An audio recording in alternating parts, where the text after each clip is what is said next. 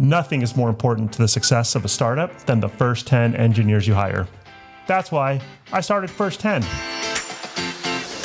Hi, I'm Boris Epstein, CEO of First 10, and with me is my colleague, Alexis Munger. Hi. At First 10, we work with early founders to help build early engineering teams. And this is the First 10 podcast, where we bring you valuable insights on building early engineering teams from all sides of the equation. Engineers, founders, even investors. Wow, I cannot believe it's January. Me neither. Already. I can't believe it. Cannot believe it. Like, unbelievable, right? Unbelievable. Where does the time go? I don't know, actually. It's almost February. It's almost February. I mean, which makes sense because that is what comes after January. And you have to stop saying Happy New Year by now. I mean, that's way past that. We're practically wishing people a happy Valentine's Day at this point. I don't care for it. Do you like Valentine's Day? I don't like it. I'm a sucker for it. Yeah. Sucker for it? All right. Yeah. You're welcome to send me some Valentines, Alexis. The only reason I don't care for it is because I have two small kids, and that means that I'm going to have to fill out like 20 Valentine's Day cards from them to other kids that I don't know. And 20 times 2. So 40, really. Oh. Which is not my favorite. I'd draw the line of doing stuff for my kids. Yeah. That's on them.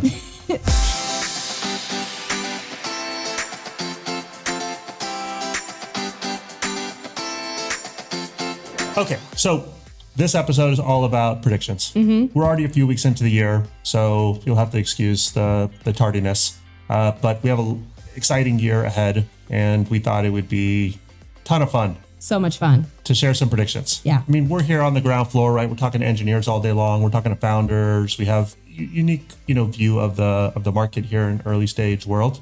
And so we have some fun predictions that we thought people both in this world and outside of this world might enjoy. Okay. So for this episode, we have 5 predictions. You heard it here. 5. I'm going to start with 5. Okay. And then you're going to then take 4. Okay. And then I'll hit them with 3. All right. And then 2? You got it. To nail the order? Nailed it. I predicted the order. We're starting off strong here. We're starting off hot. Okay, let's start us off with number 5. I predict 2025 will be a big financial boom. Oh, okay. I'm predicting upside in the year ahead. I had some mixed feelings about this because, I follow the market. Market is at all-time highs, continue to hit all-time highs. We're like hovering in all-time highs territory. Stocks are booming. Crypto's booming. There's a lot of optimism, it seems like, around the future of our economy. With that, I can kind of see that it might make sense for the market to soften up a little bit, but there's just so much enthusiasm around the future. And there's a lot of venture money on the sidelines, and people are excited to build, and companies are getting more efficient with the use of AI, that I just continue to see a boom ahead. So I'm bullish on the year. I think there's going to be a lot of up and to the right financially for our market. Okay. Yeah, I think that's good. What specific fintech companies are you excited about? Well, I like that crypto's back up. So Bitcoin's hitting all-time highs. I like that, Ethereum's up, XRP's up. I like that NFTs are starting to pop again. So I like that people are excited about the markets and excited about making money, and crypto's a little bit more in flavor. As far as fintech companies, we have a buildup of fintech companies that haven't gone public yet. Stripe's a big one. Oh, yeah. I think the IPO market will probably open up, right? Stripe is going to be a big headliner that a lot of people are excited about going public. Yeah, that one's overdue. Long overdue. Yeah. But I can see why they kind of halted that for a second. For, the last couple of years, it didn't really make sense to do that. But I would be excited if this year ends up being like the year of IPOs again. Yeah. Everyone wins when these companies go public. There's a little more liquidity for their team. Yeah. The more money that the team makes, the more the team could then go out and do things like angel invest in new startups, start new companies. Yeah. So liquidity's good. We like liquidity. We like liquidity, and also people feel freer to go and start looking at other roles, and we get to help them find new roles and connect them to new cool startups. So it's like a win-win all over the place. Yeah, exactly. Yeah. Liquidity's movement, right? So we like movement. We like that. I'm also going to say it here. Bitcoin will hit $500,000 this year. Oh, okay. That's predicting it. I'm predicting it. There's a lot of excitement around where Bitcoin can go with kind of sentiment of our administration, the sentiment of global powers that be with regards to its capability. I'm just super bullish on it. And I want to hold on to this soundbite on December 31st of this year to see where it hits. But I'm saying $500,000. Oh, that's ambitious. All right. Do you want me to jump into number 4? I want you to want me to want you to want to jump into number 4. Okay. I don't know if this is a prediction. I think it might even already be happening. But I'm going with AI-based services will redefine SaaS. I mean, I think this is why I don't think it's much of a prediction, and it's probably already happening, but I think it's just going to continue to get bigger and bigger. Is all the like SaaS companies before were kind of really geared towards like cloud services. I think that's going to shift more into allowing people to develop AI applications faster and smarter and easier. So I think whatever, that's probably already happening to some extent. I just think it's going to get even bigger. Yeah. And 2025 is going to be the year for that. That's my prediction. I could see that. And I agree with you that it is already happening, but I also think that we're barely scratching the surface around what AI could do for SaaS. Yeah. I mean, SaaS are pretty much, software that businesses use to run some kind of a function. If you think about like, we're a business, we use SaaS, right? Yeah. And so how much has AI found its way into the SaaS that we use? Like, I think it barely. It could go way more. That's what I think is going to happen in 2025. That's going to take off. Do you think that it's going to be new AI startups building AI native SaaS applications are going to overtake existing SaaS applications that infuse AI? I just realized I'm nodding and we're on a podcast, but yes, that's what I think is going to happen, because we talked to, I think I started thinking about this after we've spoken to several founding engineers who kind of started off their careers in like the early 2000s. They all talked about this shift in how you develop things kind of also like spurs these opportunities. So like when everything went to mobile, then all of a sudden you have these companies that are helping you develop faster in mobile. I think that's what's going to happen. And I don't see how it couldn't. Somebody's going to be developing some native AI application and be like, hey, you know what? If we created X software, this would run this process much quicker. And I think that those things are going to come up more and more this year. And I think it will spur on more and more companies that are poised to do that. I agree. It'll be interesting to see how these AI native startups, focusing on some function are going to do in the market compared to an incumbent that invests in infusing AI into their workflow. Yeah. Because these incumbents have such a massive share of market. Like how much patience will customers have for like non-AI stuff when there's like a full AI version of whatever it is that they need? Oh, and I just thought of this too. I'm sure that's going to lead to some acquisitions this year, probably in that space. So who's going to acquire who? That's what I'm curious of. Yeah. And with the administration seemingly being more bullish on acquisitions and less focused on regulations to kind of red tape it through, it could be a total M&A free for all next year. Yeah. Ooh, M&As. That's another hot topic. That's fun for us, right? That's fun for our market. The more opportunity is for early startups to, obviously every early startup wants to exit to be the kind of like massive, success story in their respective space. But along the way, M&A presents compelling business opportunity to either exit, create liquidity, or somehow strategically amplify whatever they're trying to do for their mission. I'm sure there are some people though who have absolutely they're absolutely fine with an M&A versus like, staying on and running a superpower. Yeah, I can see that. I thought I had a little bit of a perspective on this that is slightly counter to the bullishness. I thought, wow, there are so many like AI startups for like every single little mini function that you could think of inside of a company. There's like an AI startup building for that. And they're all like seed funded right now, right? So there's like a 0% chance that they're all going to be successful. I don't know what the kind of percent conversion is from like seed to A, but there's going to be a lot of drop off at each stage. So every drop off is going to convert to either M&A opportunity or a washed out startup that isn't unfortunately able to make it. Or they go all the way. They go the distance. They go the distance. Yeah, baby. This will be interesting for engineers. I'll share my third prediction. And then I think it'll be cool to talk about how this trend that we're going to see and that we're predicting is going to impact role types and skill sets for engineers. Yeah. So if prediction number 4 is that AI-based services will redefine SaaS, which I agree with, then prediction number 3 is AI agent will be the new apps. Ooh, that's interesting. Yeah. Yeah. We heard one of our guests talk about that. You already started to see it kind of make its way out into the, vernacular of our market, but you don't really see, and we've talked about this, right? We've talked about how you don't really have companies hiring for mobile developers anymore. So it doesn't seem like companies are investing much particular energy into the development of mobile apps, but you are seeing agents spark up everywhere, right? So everywhere there's a new agent for this, a new agent for that. So you can imagine yourself either as a customer, a consumer, or you can imagine yourself as a business. Instead of looking for an app to do something, you're seeing opportunities for agents to do all sorts of things for you, right? Yeah. So agents to book your travel, agents to manage your calendar, agents to respond to your emails, agents to, come up with funny dad jokes for your kids. Yeah. Agents to do whatever it is that you need done. You could literally imagine an agent for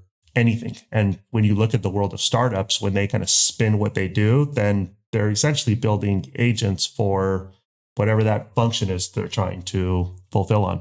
So I think we're going to see an explosion of agents. 2025 is going to be the year of productivity, I think, for everybody. Like, build an agent to do everything for you. We're all just going to get shit done. Yeah, let's do it. So I think this can have interesting implications on the market because, engineers are going to have to build all these agents for companies. And so what's the skill set that it takes to build an agent? It's like some version of full stack. It's some version of integrating LLM technology. And then it's some version of tuning all that to whatever the, customer or business, purpose respectively is. Mm-hmm. So we talked about that like full stack role, right? That like, Fugazi full stack role, right? But yeah, it's very elusive. I mean, what will it be? It'll probably be AI. It could be just a generic AI engineer. Mm-hmm. It could be AI. I mean, if it's like equivalent to like a mobile developer, it could be like agent developer. I haven't seen a job like that, but you think we'll start to see agent developer jobs? Probably. Yeah. I mean, thinking about like that's going to have to be a job function. I don't, unless AI like learns how to recreate itself, which potentially could happen. It could. That's scary. Yeah, but I could see that being a thing for sure. And I kind of already have seen similar job postings out there that are kind of adjacent to that. So I think it's possible it could open up and get deeper on that, and we'll start seeing more of it. Yeah. When we get the first job order, we'll know. The first AI agent job. Yeah. But right now it's mostly full stack engineers or AI engineers that are being asked to build some part of an agent offering. Right. I think we're going to see our first AI agent engineer job in 2025. If it doesn't already exist, don't you think? It probably is already out there. Yeah, we should do a quick search. Just a quick search. See if it's already out there. Maybe we're not predicting anything. Yeah. Okay. So let's recap here before we get into our top 2. All right. Number 5, a new financial boom is coming. Get excited, people.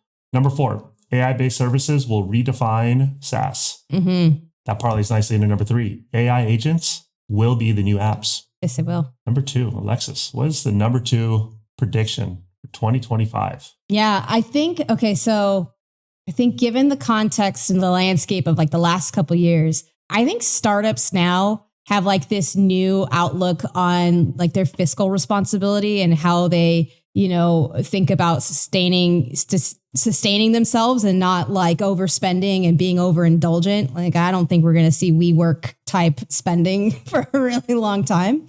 And so I think that there's going to be a lot of like things that kind of stick around, even when companies kind of go more through like hyper growth again. I think that hiring outside of the US is going to stick around. I think that we're going to see a lot more teams spring up in Europe, South America, Canada. I think we're going to continue to see like a lot of teams being built out there simply because it's cost effective and there's great talent in those geos.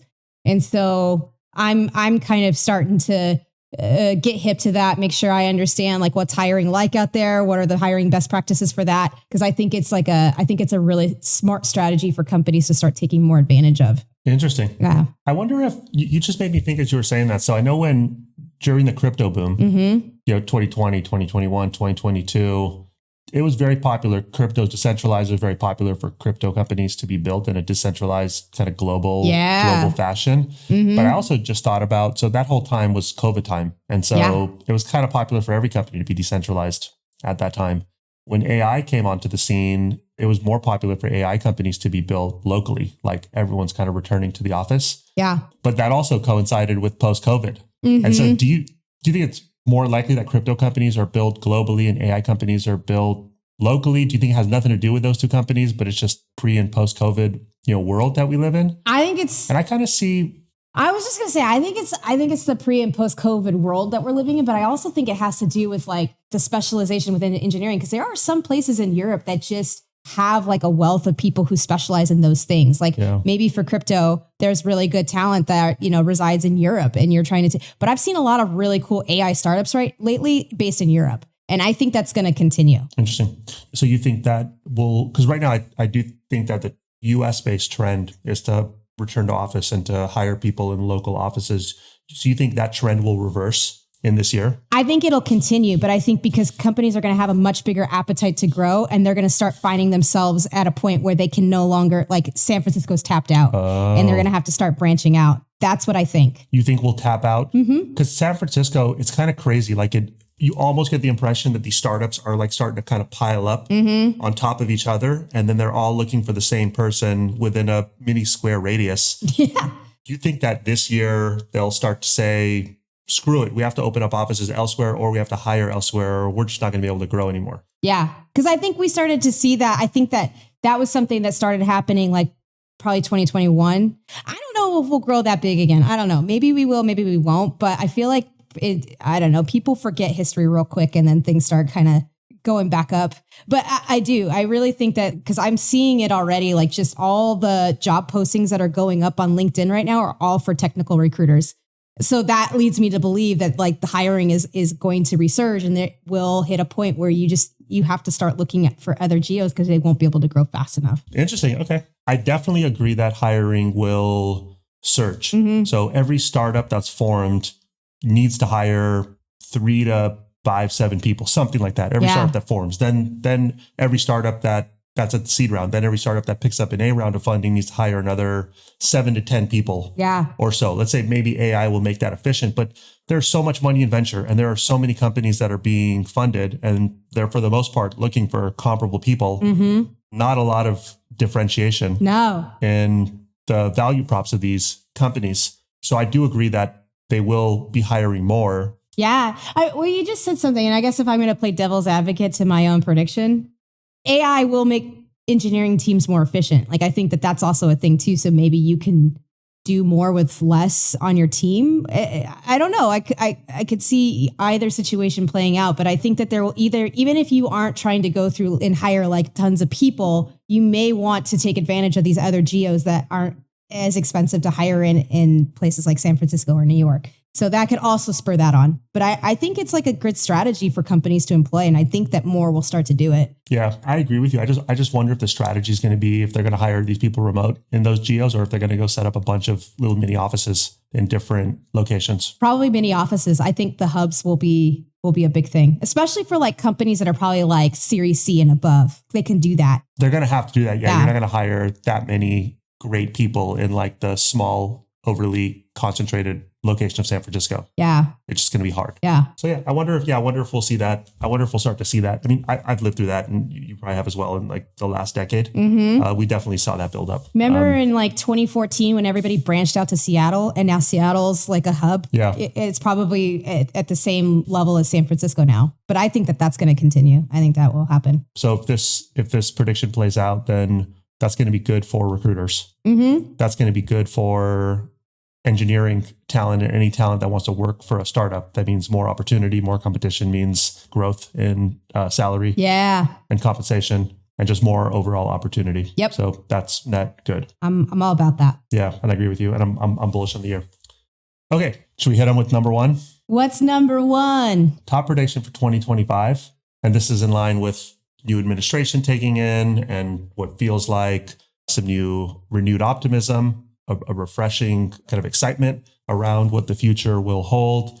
Top prediction is American dynamism will fuel a fresh wave of innovation for our technology industry. And now I'll kind of preface this by saying that American dynamism is a concept that Andreessen coined several years back. There are a number of startups that are building in theme with American dynamism. And so this is going to feel like kind of like a duh prediction to everyone in that world. Yeah. But I do think it's still a relatively kind of contained theme and concept that I do see making its way to much greater prevalence in the year ahead. So what is American dynamism? American dynamism is basically the throwback to, building great things in America. And so building great things in America combined with the kind of most cutting edge technologies that we have available to us today means you could do some really amazing stuff in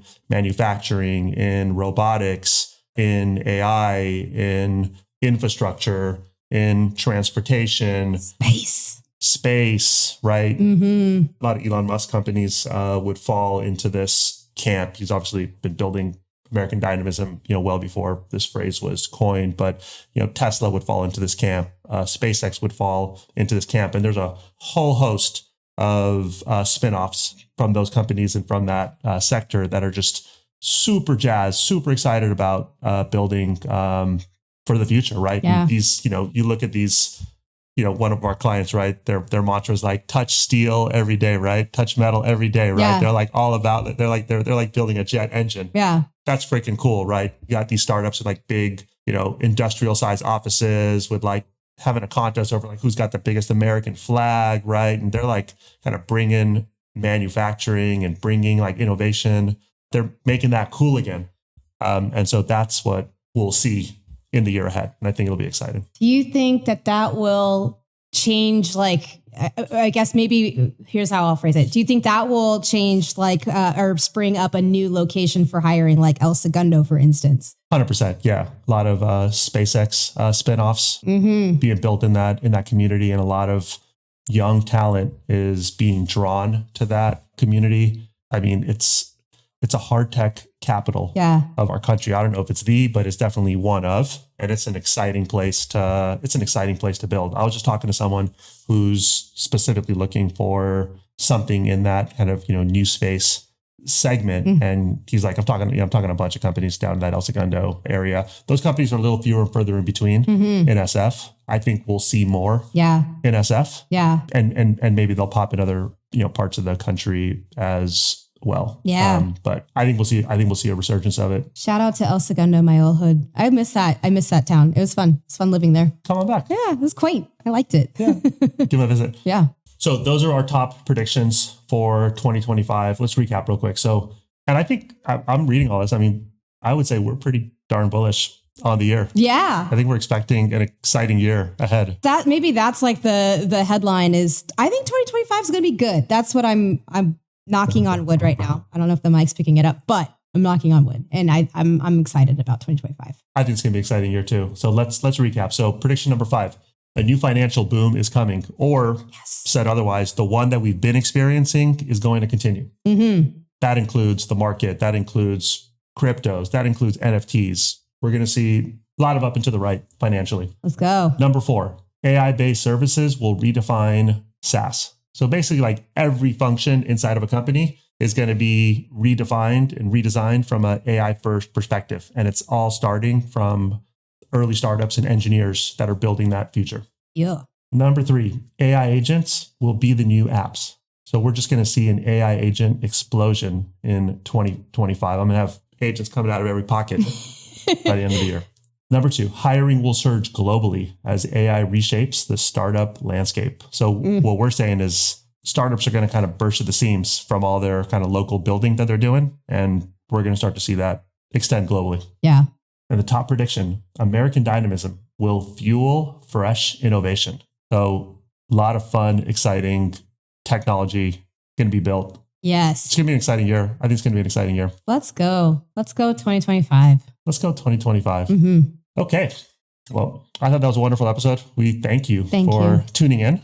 We can't wait, one, to live this dream that we're predicting, and then two, check back in on it, right? Yeah. And late in the year, see how we did. Oh, that's going to be fun. Oh man. Of these five, which one do you think has the highest likelihood of not panning out? Not panning out. What would you place your bet on not panning out? You pick yours and I'll pick mine. I think crypto. Sorry. Ouch. I know. I'm sorry. But what's your Bitcoin number? I don't even know, but I the NFT market I'm still skeptical of. We've talked about that before. I just feel that way. But that's sorry. That hurts. I'm sorry. Yeah, that's the one I'm going with. What about yours? No ape for you, Alexis.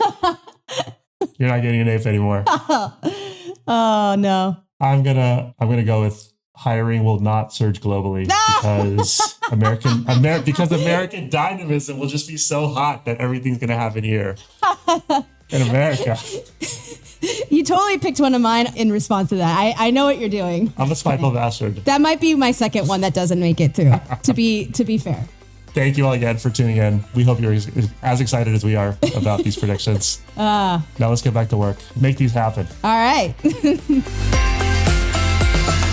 And that brings us to the end of this episode. Do let us know what you thought of our episode on our Twitter or LinkedIn. Look for the links in the show notes. Both Alexis and I are not professional podcasters, as I'm sure you could tell. We just love talking about early stage startups. And if there's a recruiting related question you'd like answered, or you could use help with anything hiring related, jump on our website. It's www.first10.com. That's 1st10.com. And we'll do our best to get that answered for you. Thank you so much for staying with us till the end. My name is Boris, and with me is Alexis Munger. And we'll see you next time on the First 10 Podcast. Bye.